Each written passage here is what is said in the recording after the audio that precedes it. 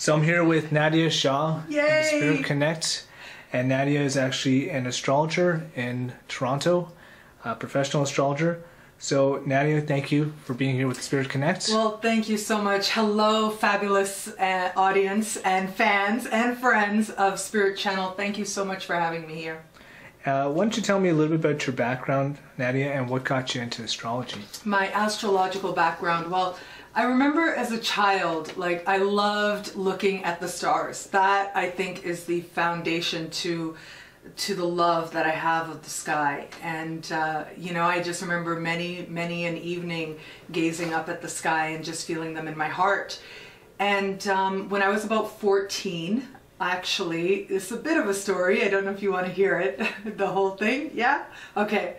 So it's a bit of a story because actually what happened was, here in Toronto, there's this big summer festival every year called CNE. And every year, back then, I'm not sure what they do now, it's probably all online now, but back then you would go, there'd be a day, a job fair day, and you would show up and they'd have a big board filled with employment opportunities. So I remember being 14 and going to this job board and just choosing a couple of things, and I showed up at a table with this card that told me where to go.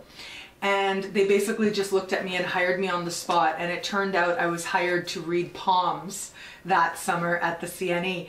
And so she gave me this sheet of paper, and it had a drawing of a hand with lines on it that said, heart line, and if it goes up it means this, and if it goes down it means this.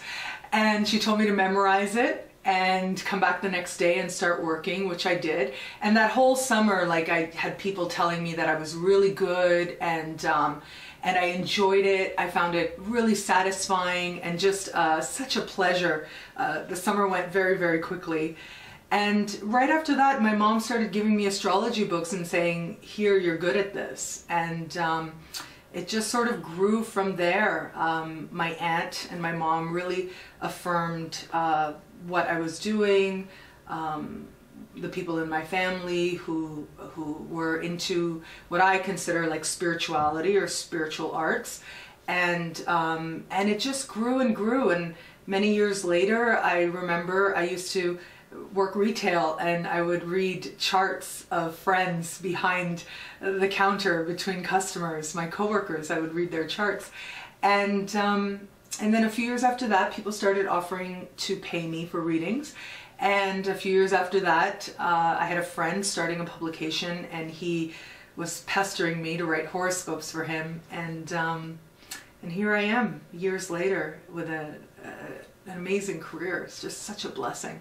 Cool. Talked a little bit about palmistry, and not to digress, where would palmistry connect with astrology? Well, I think of it as part of divination. Certainly, it's part of esoteric studies. It's a part of exploring the mysteries, if you will.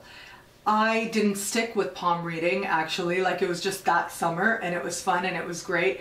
But the planets, they just spoke to me very deeply. So I think it was sort of the introduction to the esoteric arts, but it was also, it was a way for me to understand that I could trust my intuition, that I could trust my judgments, to understand that there are symbols that speak very deeply to the human experience, whether it's on your physical body, on your hand, or whether it's in the sky.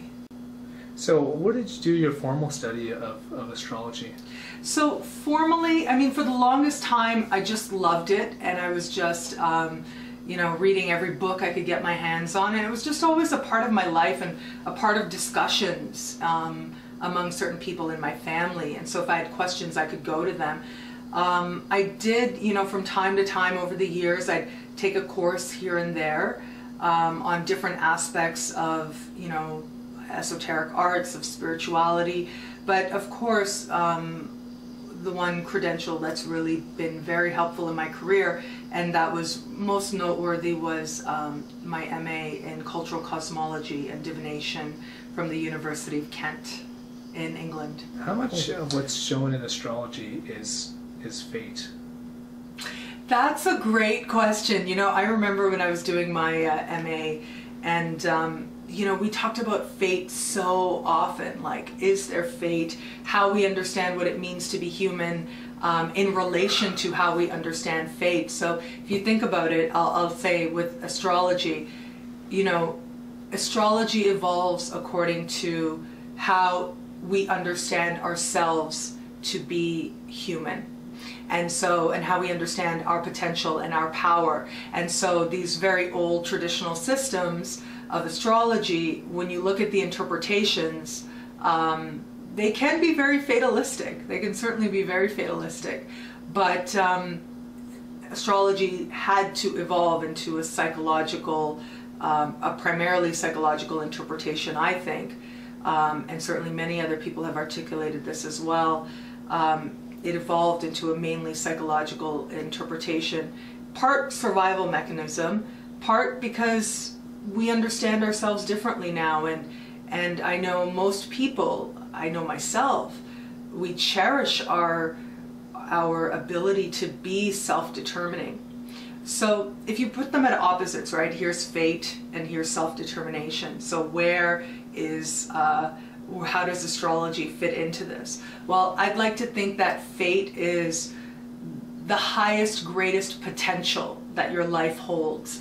And self-determination is how aware you will be in tapping into the potentials, in developing yourself, to make the most of your life. I want to thank you for your time. Well, thank you so much. And it was a pleasure speaking with you. If you want to know more about Nadiya Shah, you can go to her website and my website. we'll put it on there. Yeah.